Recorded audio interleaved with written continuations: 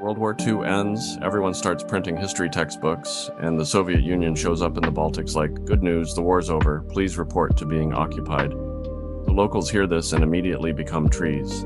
In 1944, when the Red Army rolls back into Estonia, Latvia, and Lithuania, thousands of people look at surrender, look at the forest, and choose door number 3, underground mole people with rifles.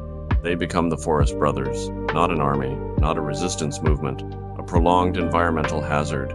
These are former soldiers, farmers, students, men whose life plan now consists of digging a hole, crawling into it, and waiting for an empire to get tired. And these aren't shoddy holes. These are luxury murder burrows, bunkers dug under roots, camouflaged with moss, ventilated so well you could host a book club underground while Soviet patrols stand directly on top of you wondering why the forest feels hostile today. They live like this for months, years, entire lifetimes reduced to damp silence and absolute commitment to ruining someone's paperwork.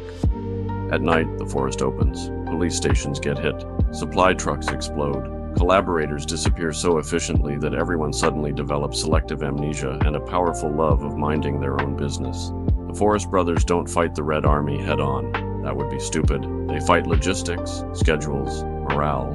They ambush patrols 5 minutes after command declares an area secured, which is a deeply personal form of disrespect. Moscow responds by turning the dial to collective punishment, mass arrests, deportations.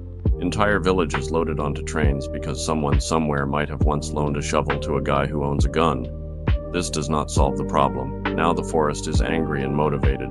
NKVD units sweep the woods, which do not care. Every pine tree is a suspect. Every shadow might be a rifle. Every silence feels like it's mocking you in Russian. The Soviets try fake partisan units. The real partisans immediately notice these guys don't know where the food caches are and shoot them. They try poisoning supplies. The forests respond by not being dependent on supply lines. They try turning families into leverage. The Forest Brothers respond by vanishing harder. By the early 1950s, organized resistance is mostly crushed. Mostly. Some Forest Brothers don't surrender because surrender requires paperwork and trust, and they have neither. They just stay, living off buried caches, stolen food, rifles older than the men carrying them, pure undiluted spite as a renewable energy source. One Latvian partisan doesn't emerge until the 1990s. The Soviet Union is gone. The Cold War is over.